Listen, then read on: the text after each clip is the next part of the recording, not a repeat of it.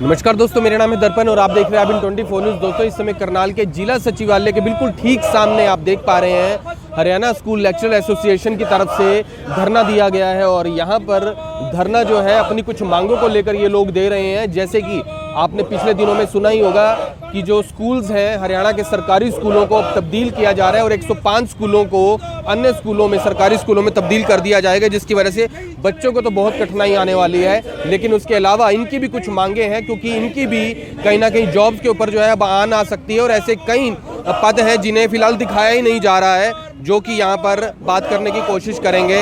Sir, क्या कुछ कहना चाहेंगे? आज धरना दिया हुआ है, किन मांगों को लेकर आप यहाँ बैठे हैं? शिक्षा विभाग ट्रांसफर ड्राइव करने जा रहा है।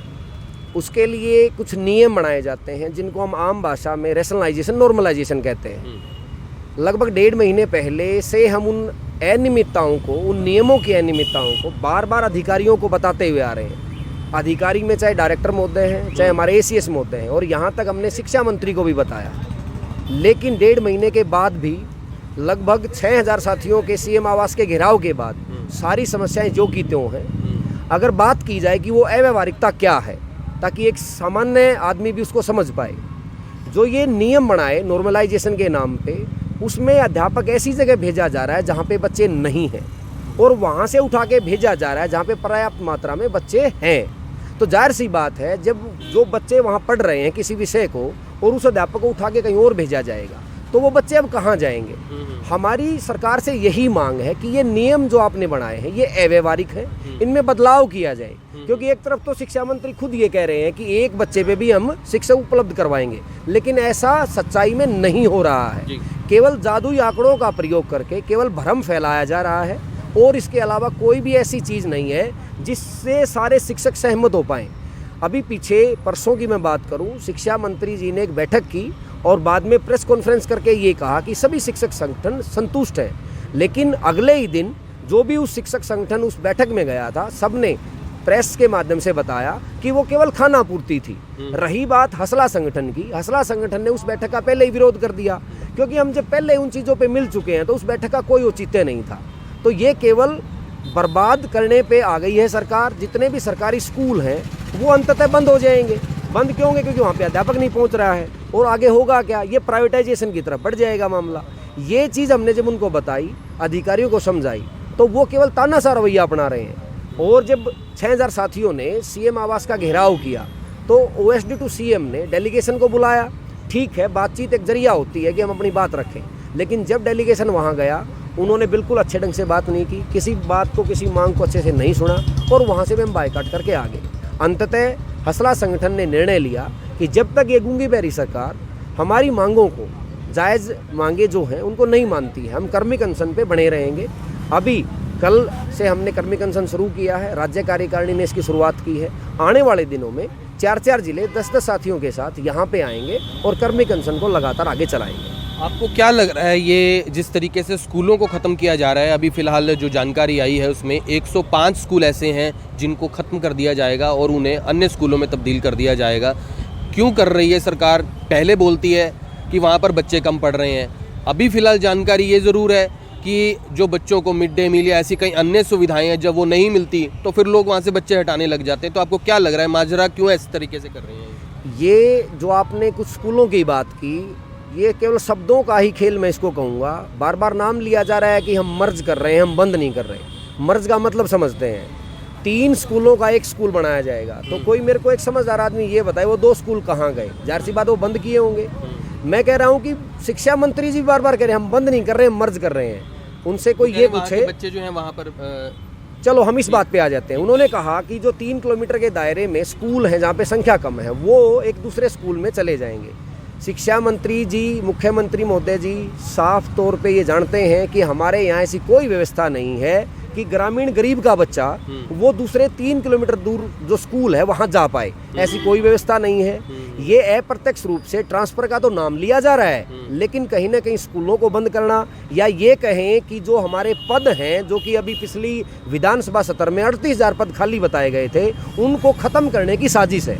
और नाम क्या लिया जा रहा है कि बच्चे नहीं हैं। बिल्कुल पर्याप्त मात्रा में बच्चे हैं। मैं एक उदाहरण से आपको समझाना चाहूँगा। ऐसे हज़ारों स्कूल आज के दिन हैं जहाँ पे 200, 250, 250 बच्चे पढ़ रहे हैं 9वीं से 12वीं, और वहाँ पे एक हमारा कंपलसरी सब्जेक्ट होता है अंग्रेजी।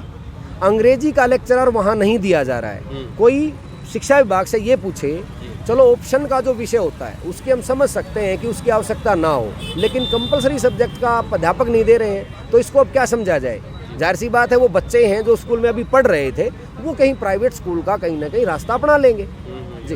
तो आपको क्या लग रहा है, ये जो स्कूल्स बंद किए जा रहे हैं, अब उन जगहों को क्या करेगी सरकार? लोग ये भी बोल रहे हैं कि उनको निजी हाथों में बेचने के लिए जो है इस तरीके से ये स्कूल बंद किए जा रहे हैं। सरकार की ये जो नीति है जिसको रैशनलाइजेशन नॉर्मलाइजेशन कहा गया है, अगर ये इन्हीं अव्यवहारिकताओं के साथ लागू होती है तो निश्चित तौर पर ये सरकारी स्कूल बंद हो जाएंगे।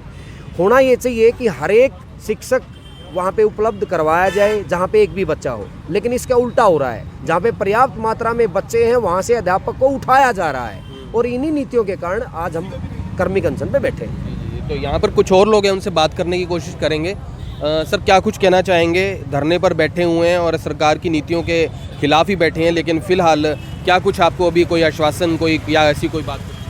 जैसे हमारे राज्य प्रधान श्री सतपाल सिंधु जी ने बताया कि सरकार जो रैशनलाइजेशन के नाम पर टीचरों को इधर उधर एक दूसरे ज़िले से दूसरे ज़िले में भेज रही है, ये बहुत ही अव्यवहारिक है।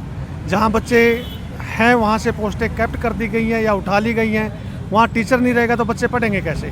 इसी के विरोध में हम हौसला संगठन ने करनाल सिटी सीएम सिटी है, यहाँ पर क्रमिक अनशन स्टार्ट किया है, और स्टेट बॉडी ने इस क्रमिक अनशन को स्टार्ट किया है कल से, और डेली 4-4 जिले राज्य स्तर पर किया गया है। ये राज्य स्तर की का आह्वान है, और कल से आज से 4-4 जिले के लेक्चरर यहाँ पर इस रैशनलाइजेशन का विरोध करेंगे।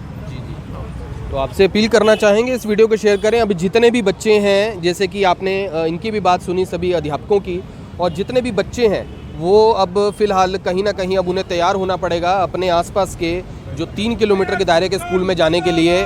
और जो अध्यापक हैं उनकी भी कहीं ना कहीं जो है अब, क्योंकि उनका कहना है कि अगर पहले से पर्याप्त उनके पास ज़्यादा, यानी कि टीचर को सरप्लस दिखा दिया गया है और जो बच्चे हैं वो स्कूलों में कम दिखाए जा रहे हैं, तो ऐसे में अब आप समझ सकते हैं कि कितने बड़े बड़े सवाल खड़े होते हैं कि अब बच्चों को तो तकलीफ उठानी ही पड़ेगी, साथ में अध्यापकों की जो नौकरी है उनके ऊपर ज़रूर बनाई है। और ऐसे में फ़िलहाल ये भी देखने वाली बात है कि हिंदुस्तान को तो साक्षर बनाने की बात की जाती है, लेकिन क्यों जो है अब क्या गरीब का बच्चा निरक्षर ही रह जाएगा? क्योंकि ऐसी कई सुविधाएं हैं जो बच्चों को सरकारी स्कूलों में नहीं मिलती। लोग वहां से अपने बच्चों को फिर वापस जो है बुला लेते हैं, और ऐसे में बच्चे भी कम दिखते हैं। लेकिन इसका कुछ दूसरा अर्थ लोग ये भी निकाल रहे हैं कि अध्यापक जो है वहाँ से कम किए जा रहे हैं धीरे धीरे, जिसको लेकर बच्चों को जो है स्कूल में अब पेरेंट्स भेजते नहीं है, जिसके बाद जो है अब सरकार ने कहा है कि वहाँ पर बच्चे कम पढ़ रहे हैं तो अब उस स्कूल को क्यों ना बंद करके और जगह पर मर्ज कर दिया जाए, क्योंकि सरकारी खर्चा बहुत ज़्यादा बढ़ रहा है। तो यहाँ आपसे अपील करना चाहेंगे इस वीडियो को ज़्यादा शेयर ज़रूर करें, और फिलहाल ये भी ज़रूर है कि देखते हैं कि आखिर इन अध्यापकों का क्या होगा। अब सरकार की जो नीतियाँ अब आगे शुरू होने वाली हैं, जिसमें 105 स्कूलों को बंद कर दिया जाएगा, तो वो अध्यापक अब करेंगे क्या? तो आपसे प्लीज़ वीडियो को ज़्यादा शेयर ज़रूर करें। फिर जुड़ेंगे अभी 24 के ऊपर, तब तक के लिए जय। अब यहाँ तक आ ही गए हैं तो हमारे चैनल को सब्सक्राइब जरूर करें और नीचे दिए गए बेल आइकन को जरूर दबाएं, ताकि हर खबर सबसे पहले पहुंचे आप तक।